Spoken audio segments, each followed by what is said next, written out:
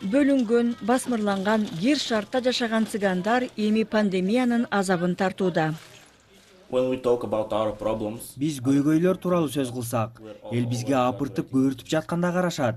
Бирок чындыгында эле биздики чытырман токойдогу жашоо.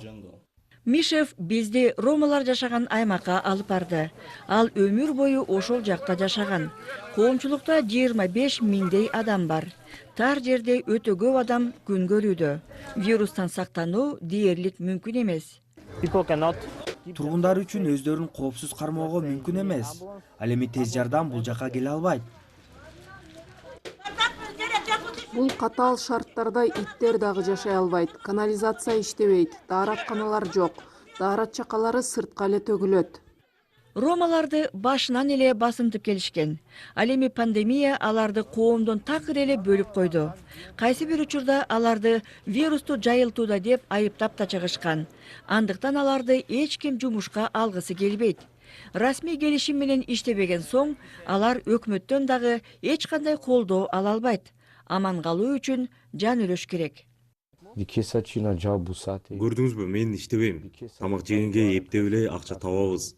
Митконун аялы өткөн айда каза болгон. Анын балдары аза күткөнү аз келгенсип ачка отурушат. Алар мектептен тамак жешчү, бирок мектептер азыр жабык турат.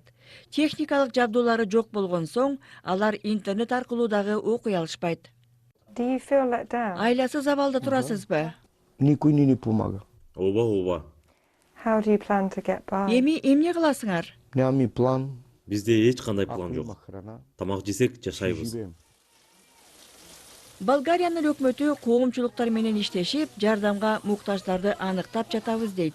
Аларга анча-мынча азык-түлүк жана кошумча сабактар берилет. Бирок бул жака жардамдын жетиши кыйын.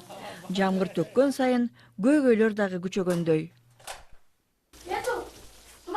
Карасаңыз, түтүктөн болгону мынчалык эле суу чыгат. Суу, электр жок. Ошентсе да ал үчүн төлөп жатабыз. Суу жок пандемия маалында кыйналып жатсаңар керек. Сөз жок. Өтө жаман. Мамлекет бизди жарандар катары санабайт. Менимче мамлекет бизге эне сыяктуу болушу керек. Ал бизди ойлошу керек. Биз кыйналып жатканда жардам бериши керек. Бирок андай болгон жок. Ансыз да өз көйгөйлөрү менен көз жазымда калган бул коомчулуктар пандемия учурунда такыр эле четке сүрүлүп калды.